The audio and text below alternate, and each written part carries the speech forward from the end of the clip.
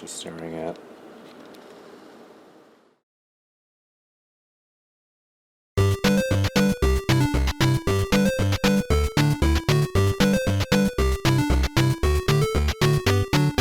This is Mario's Time Machine, released in 1994 for the Nintendo Entertainment System, courtesy of the software Toolworks and Radical Entertainment. And much like Mario is Missing, Mario's Time Machine is a uniquely different game compared to its SNES counterpart of the same name, which means that sadly, there's no Surfing Mario to be found anywhere in this version. Hey, snicker all you want, but I have no qualms about popping in Mario's Time Machine into my Super Nintendo every so often, just so I could play the surfing segments. If I could be bothered to play the game in the first place, but I digress. Anyways, Mario's Time Machine presents a similar premise to its counterparts. Bowser and his cronies have been stealing historical artifacts from their place in history, and it's up to Mario to get these things back and restore them to their proper place in time. So you start in the museum, admire the Yoshi and Donkey Kong Jr. portraits, and before you are 7 doors that you could choose to enter in any order before you're allowed to enter the final door at the end of the hall. No matter which door you pick, you'll be whisked to a room similar in layout to that of the original Mario Bros. Arcade game, except if you enter a pipe on the sides, you'll be warped back to the main hall. Anyway, there's not much to this one. Punch the Koopas from below to knock them on their tail and kick them off the board. There's no penalty or risk of failure here. The Koopas don't hurt you, they merely stun you momentarily, but that's about it. And apparently neither can you hurt them because the hitboxes in this mode are rather atrocious. Seriously, that should have... whatever. Eventually defeating the last Koopa will drop an artifact, at which point you could enter the time machine and pick out what would presumably be the correct time period of which the item on hand belongs to. And each time period is presented as a short, sort of traditional Super Mario platforming level. You have Koopas and other critters to stomp, some jumping to do, including the spin jump from Mario World surprisingly enough, some hidden coin blocks to uncover, and there's even information boxes that you could punch to give you bits of information on the time period in question. These will prove useful later on. Anyway, your main goal is to return the historical item to not only its proper place in history, but also its proper spot on the stage. Put the item in the right place in the right time. Hooray, you get a picture in the papers, kid. And a password to continue your progress if desired. But if you put the item in the wrong time and or place, then a bird will swoop in and steal the item back, which means you'll have to go back to the museum and get it back by playing the mediocre Mario Bros. Minigame. Each door has 2 items for you to return to their proper place in history. Once both items are restored, Mario bricks up the door and you move on to the next, whichever they may be. Once all the items are in their proper place in history and all the doors are bricked up, it's off to the final door where Bowser is holding Yoshi captive. But before you can do the Mario on that Koopa clown, you'll have to correctly answer 3 randomly selected historical questions, and if you get one question wrong, you'll be warped to the related time period to get your sorry ass educated by reading some info boxes. But if you nail all 3 questions, you'll proceed to the final boss chamber to confront the King of the Koopas himself in this very disappointing final battle that plays out much like the very disappointing final battle of the previous game. Hell, you even have the same boss music. Wait, Bowser spins in his shell for a bit after you re-stomp on him. Not that it really matters, because, you know, he just stuns you and you bop him 3 times and he's dead and you save Yoshi and... yeah, anyways. Mario's Time Machine on NES has more going for it than its SNES counterpart, which, aside from the surfing segments, is just Mario walking around a room while filling out essays.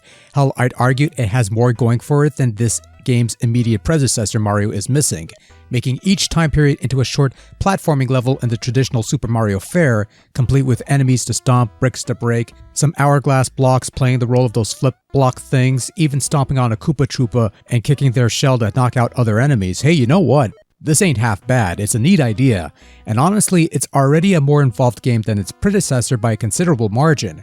It's just unfortunate that the execution is somewhat lacking. Much like in the Mario Brothers-like rooms, enemies merely stun you for a bit when you touch them, and the collision detection for stomping tends to be a bit spotty at times. Not that it matters because enemies, again, only stun you, they can't kill you. Even if you kill them, they only respawn anyway. And really, the only real risk comes from misplacing an historical artifact. Placing it in the wrong spot means having it taken away from you, and this is more of a mild inconvenience than a serious setback because you could always get it back. Some of the blocks are laid out in confounding ways that they're somewhat difficult to get around, and there's no clear indication as to which blocks are solid, which can be broken, which can be flipped. it's a guessing game and not a particularly well thought out one. Control remains the same as the previous game. Press A to jump, hold B to run. Holding up while pressing A lets you do the spin jump, and much like in the previous game, Mario's jumping height is always fixed.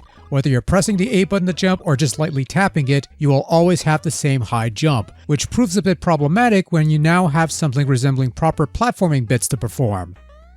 And that's the really sad thing about this NES version of Mario's Time Machine. On the surface, it has the makings of a pretty decent Mario game. Time travel, basic Mario platforming, different themed levels.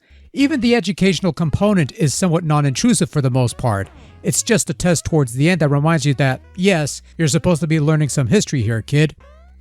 Oh, and trying to figure out which artifact belongs in which time period, because that isn't spelled out for you either. But I'd imagine if you're going to be playing this game, which by the way won't take you very long, you'll likely have a FAQ on hand to guide you along the way. Either that, or you're just really good at history. That could work too. Much like Mario is missing, Mario's Time Machine uses a graphical style similar to the 16-bit Super Mario World converted into 8-bit format, and again, the sprite work and some of the Mario-looking chambers aren't too bad looking. I actually do enjoy the little Bowser shuffle at the start of the game, which I'm sure is a big achievement that they managed to rip Bowser straight out of Super Mario Bros. 3 and give him a couple new animations, which is a step above this Bull Koopa thing that they had in the previous game. Now, the actual time zones that make up the majority of the game are a little less inspired. Some at least try to look like the time period they're supposed to represent, while others are more haphazardly or even lazily whipped together with only the barest of background elements to represent the period. Though I will give them credit on one thing, the boat level is rather nice looking and could easily pass for traditional Mario fare, further teasing you with a potential game idea that is only surface deep. Once again, sound is pretty abysmal. Once again, sound effects are not the familiar Mario sound effects, but some awful off-brand substitutes that sound awful. I realize this was developed by someone other than Nintendo, but surely if you could rip off sprites from a 16-bit game and make them look somewhat passable in an 8-bit game, you could have at least gotten someone to recreate those sounds a little better, at least. And the music is once again pretty awful. They might even reused a couple of tracks from Mario is Missing, which is not exactly a paragon of memorable Mario tunes in the first place, but yeah. Mario's Time Machine on NES is a bit of a letdown. I suppose that shouldn't be too much of a surprise at this point, but I don't want to completely crap on this thing outright, because honestly, I feel that with a few more tweaks and maybe a general shift in focus or direction, this could have been a pretty decent Mario platformer with a bit of a cool concept behind it. There is a tease of a potentially fun game here with Mario and time travel and all that, but that's about all you're getting out of this, and even the educational aspect of the software is somewhat questionable, especially if you're hiding the clues behind some weird block formations that aren't quite clear on how to get around. Still, between the two NES Mario edutainment titles, Mario's Time Machine is clearly the better title based solely on having more for the player to do, but that is extremely faint praise at best. Now, I would like to see the Mario in Time idea developed into a better game, and for all I know, maybe that game exists, but Mario's Time Machine...